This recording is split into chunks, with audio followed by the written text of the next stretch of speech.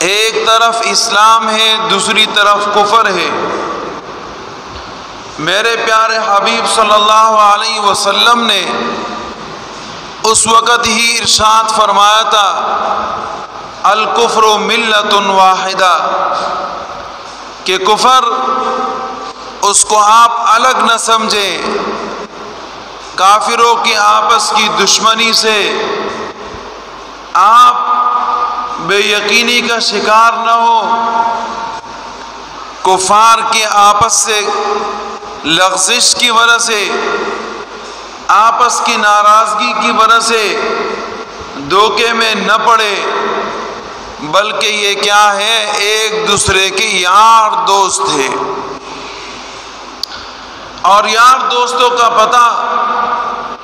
اس وقت چلتا ہے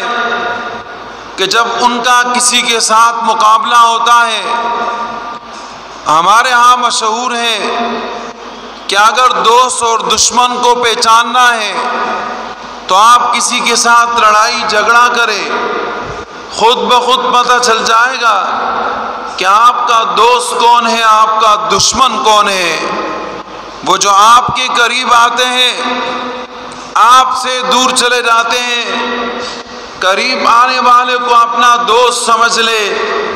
دور جانے والے کو اپنا دشمن سمجھ لے۔ یہ نظریہ، یہ فکر، یہ سوچ آپ کا غلط ہو سکتا ہے۔ پتہ اس وقت چلتا ہے جب کسی کے ساتھ دشمنی ہوتی ہے، پھر معلوم پڑتا ہے کہ دوست کون ہے، دشمن کون ہے۔ آج ایک طرف ہمارے فلسطین کے مسلمان بھائی جن کے اوپر ظلم اور ستم ڈھایا جا رہا ہے، اور ہمارے وہ مجاہدین جو اللہ کا نام لے کے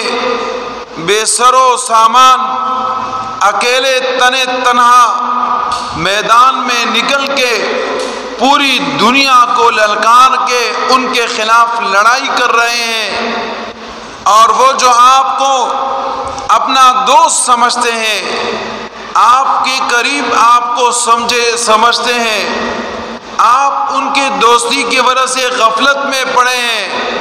ان کو دیکھیں کہ وہ سارے کے سارے کفار، وہ سپر طاقت، وہ چھوٹی اور بڑی سلطنتیں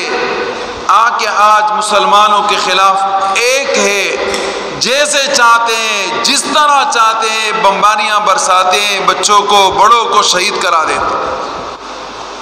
اس سے اندازہ کرو کہ مسلمان ایک دوسرے کے دوست ہیں، کافر وہ آپ کے خلاف ایک ہے، چاہے کافر یہودی ہو، چاہے کافر نصرانی ہو، چاہے کافر مجوسی ہو، چاہے کوئی بھی ہو، وہ آپ کے خلاف ایک ہے۔